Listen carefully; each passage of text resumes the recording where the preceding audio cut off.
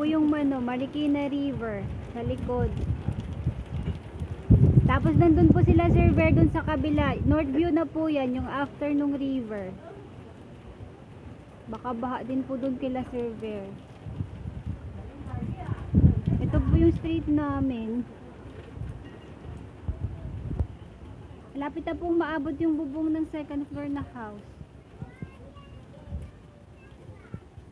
Buti po tumila na yung ulan, hindi na gaano. Madami pong mga tao, yung iba nasa bubong po ng bahay nila.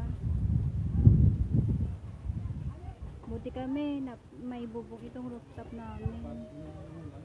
Yung iba po kawawa, kagaya doon sa kabila.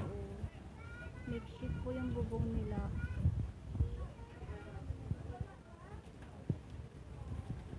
Medyo ngayon lang po lumiwanag.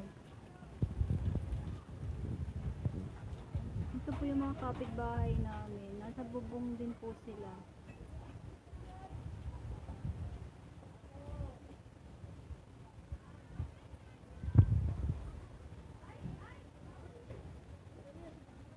Parang undoy din po.